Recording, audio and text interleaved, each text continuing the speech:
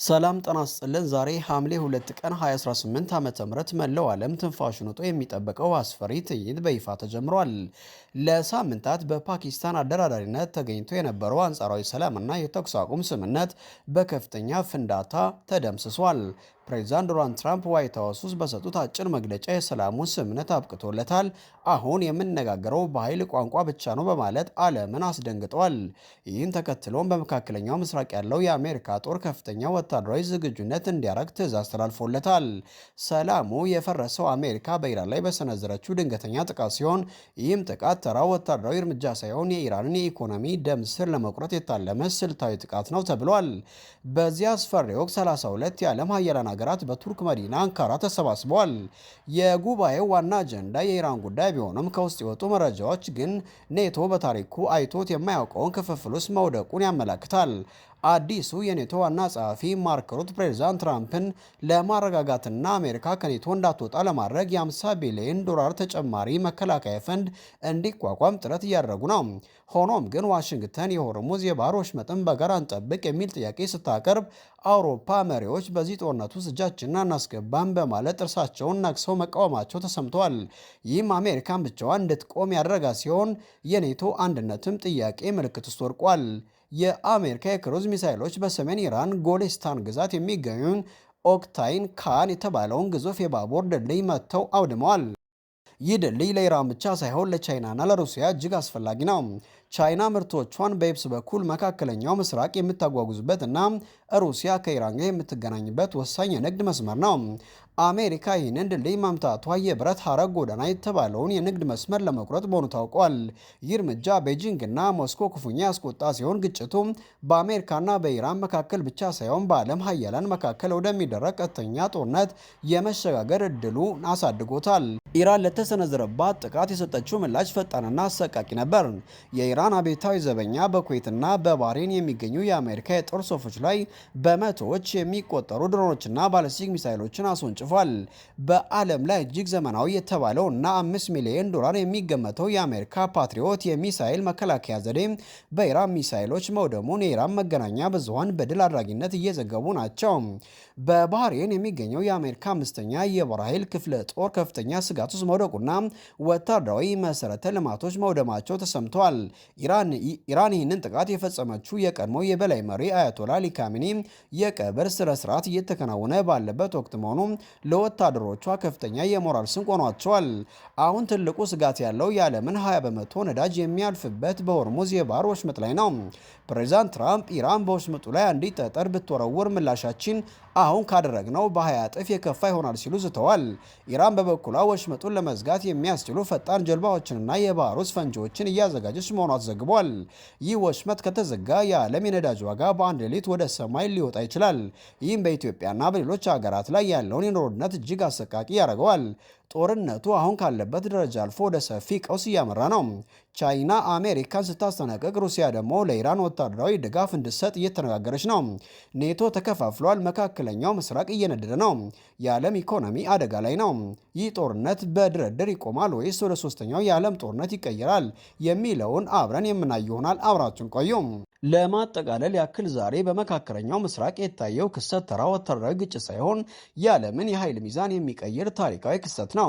አሜሪካ በሰሜን ኢራን የሚገኘውን የባቡር ድልድይ በመምታት የኢራንን የቻይናና የሩሲያን የንግድ ትስስር ለመበጠስ መሞከሯ ጦርነቱ ወደ ሌላ ምዕራፍ አሸጋግሮታል።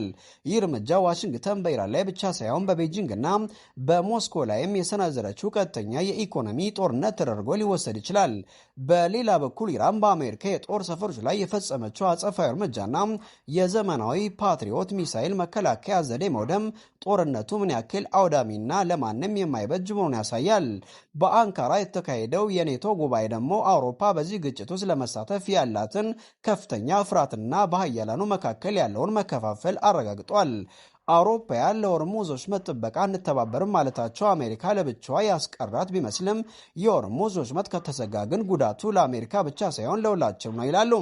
የነዳጅ ዋጋ መናር፣ የምግብ እጥረትና የዓለም አቀፍ ንግድ መቋረጥ በኢትዮጵያም ሆነ በማንኛውም የዓለም ክፍል ያለውን ሰዎች ሕይወት በቀጥታ ይነካል።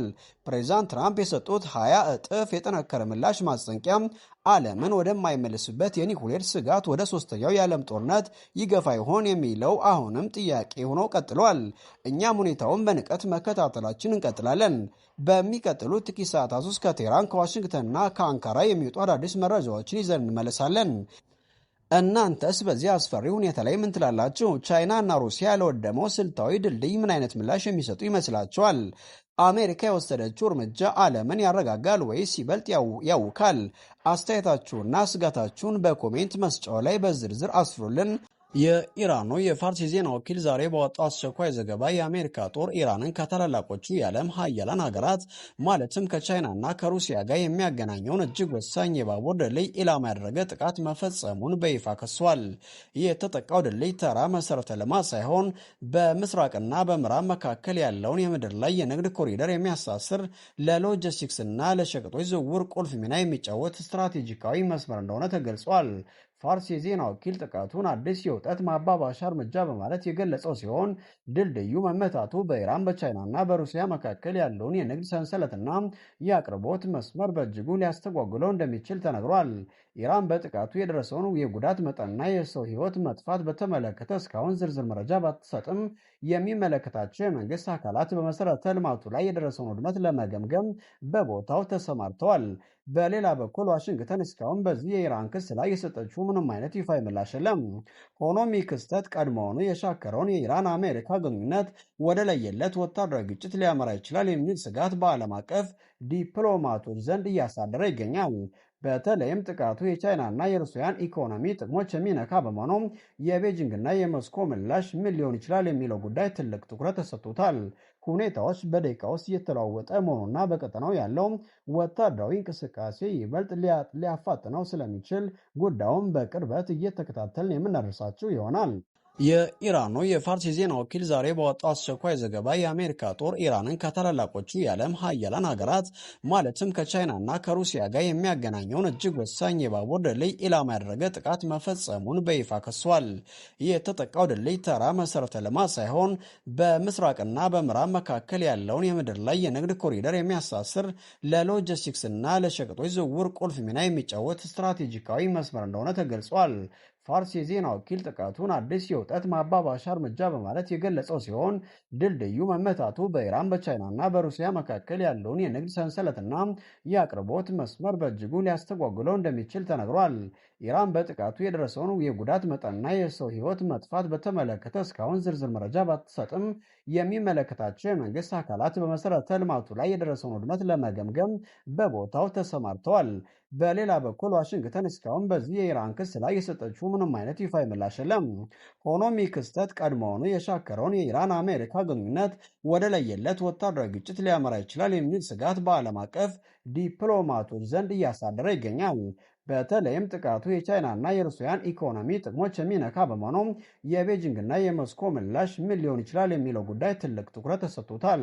ሁኔታዎች በደቂቃ ውስጥ እየተለዋወጠ መሆኑና በቀጠናው ያለው ወታደራዊ እንቅስቃሴ ይበልጥ ሊያፋጥነው ስለሚችል ጉዳዩን በቅርበት እየተከታተልን የምናደርሳችሁ ይሆናል።